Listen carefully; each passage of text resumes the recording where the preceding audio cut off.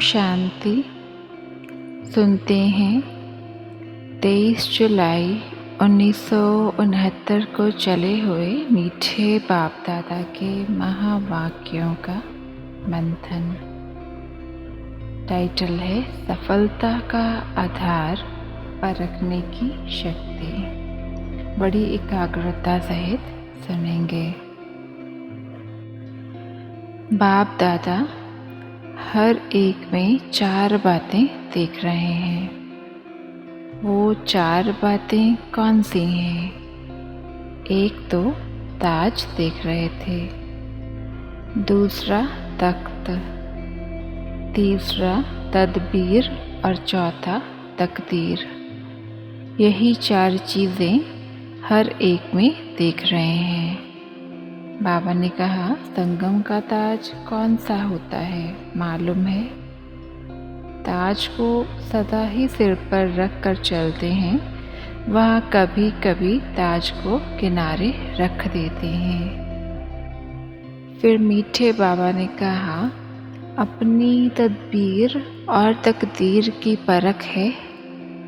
आप अपने को पूरा परख सकते हो। समझो मिसाल के तौर पर आप एडवांस पार्टी में जाते हो तो अभी अभी आपके पुरुषार्थ प्रमाण आपकी तकदीर क्या होगी उनको समझते हो। अपने वर्तमान पुरुषार्थ और तकदीर को जानते हो। जब अपने को परख सकोगे तभी तो दूसरों को परख सकोगे। यही जानने की ज़रूरत है।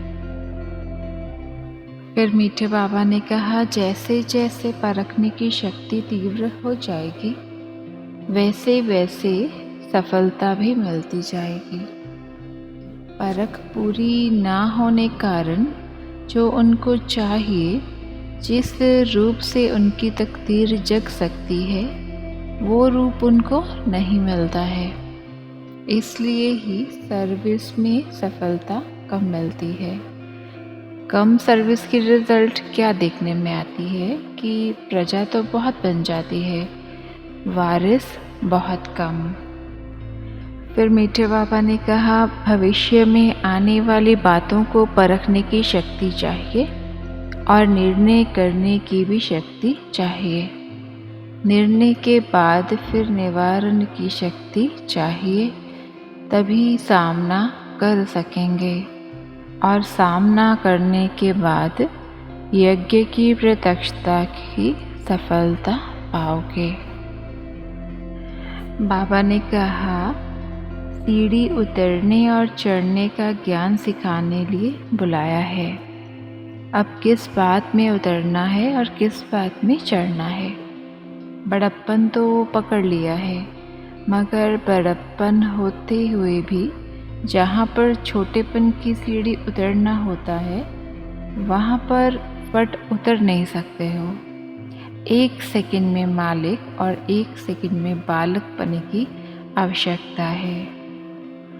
बालक बने की क्वालिफिकेशन क्या होगी? वहीं पर फोर्स में बोलेंगे, फिर वहीं पर ही बिल्कुल निरसंकल्प बन जाएंगे। तो इसी रीति संगठन के बीच में निमित्त बने हुए के सामने अपने मालिक बने की बुद्धि बनाकर राय देकर फट से बालक बने की बुद्धि बना लेनी है। इसी में फायदा भी है। बाबा ने कहा जहाँ भी मालिकपन होता है उसकी रिज़ल्ट क्या होती है?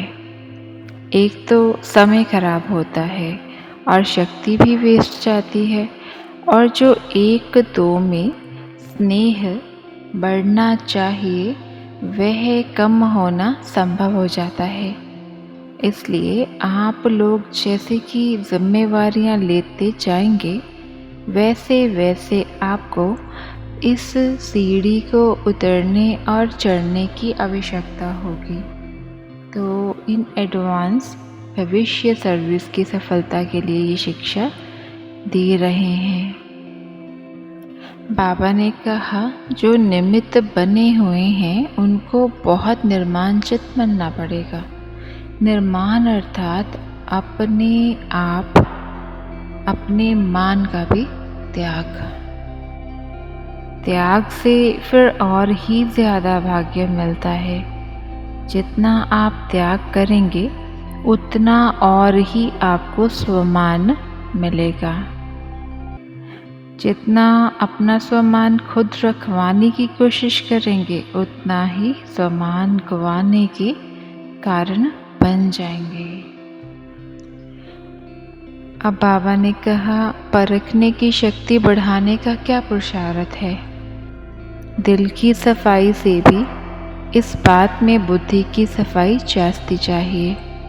संकल्प की जो शक्ति है उनको ब्रेक लगाने की पावर हो।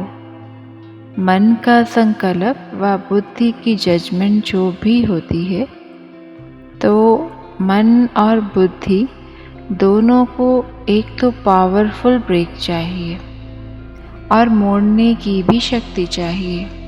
यह दोनों ही शक्तियों की बहुत ज़रूरत है।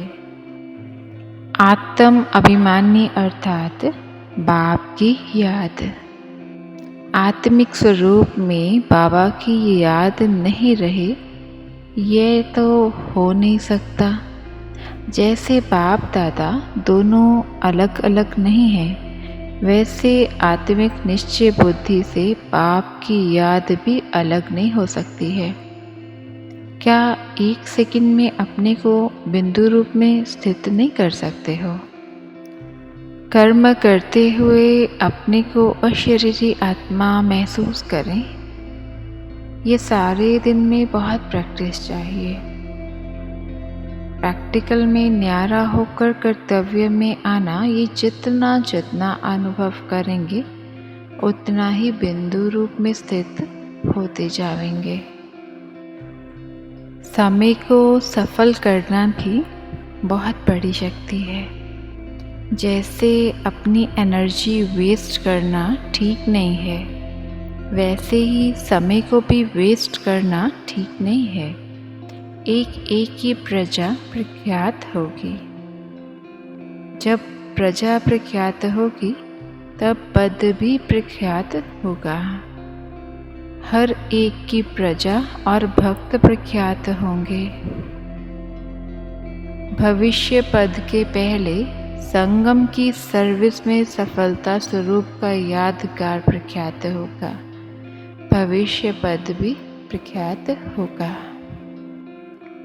फिर बाबा ने कहा, जिम्मेवारी का ताज बताया तो तख्त कौन सा था। नम्र चित्त का तख्त, जिस पर ही विराजमान होने से सारे काम ठीक कर सकेंगे। शक्ति सेना को तो एक रस का तख्त दिया था और पांडव सेना को निर्माण चित्त का दिया था। उस पर बैठ और जिम्मेवारी का ताज धारण कर भविष्य की पदवी बनाओ। मीठे बाबा ने कहा, कुर्सी पर जब बैठो तो तख्त याद करो। कलम उठाओ तो कमल के फूल को याद करो। कमल का फूल बनकर कलम चलानी है और फाइल को देखकर अपना पोता मेल याद करो कि मेरी फाइल में बाप दादा अभी क्या सही करते होंगे। और भाग दौड़ तो है ही सीढ़ी से उतरना और चढ़ना। यह है प्रैक्टिस करो तो जहाँ पर भी बुद्धि को लगाना चाहता हूँ, लगती भी है कि नहीं। वैसे ही जैसे कि पाँव जहाँ भी चलाने चाहो चलते हैं ना। फिर बाबा ने सब में क्या खूबी देखी। बाबा ने कहा, एक तो सभी स्नेही हैं, दूसरा मैच्योरिटी सरेंडर बुद्धि है, तीसरा सर्विस के लिए हर वक्त तैयार रहते हैं, इसलिए एवर रेडी हैं। अब सुनते हैं मुरली के मुख्य पॉइंट्स। पहला है, बालक और मालिक बने की सीढ़ी को जल्दी जल्दी उतरो और चढ़ो। इस अभ्यास को बढ़ाना है। दूसरा है परिस्थिति को परखने से फिर परिणाम ठीक निकलता है। परखते नहीं हैं तो परिणाम उल्टा हो जाता है। तीसरा है संकल्प की जो शक्ति है उनको ब्रेक लगाने की पावर हो। चौथा है बिंदु रूप में स्थित रहने की कमी का कारण यही है कि पहला पाठ ही कच्चा है। कर्म करते हुए अपने को अशरीरी आत्मा महसूस करें। पांचवा है संकल्प को ब्रेक देने की पावर होगी तो ज़्यादा समय अव्यक्त स्थिति में स्थित रह सकेंगे। और छठा पॉइंट है एक स्लोगन और याद करना ज़रूरी है, छोटों को प्यार करो और बड़ों को रिगार्ड दो। ओम शांति।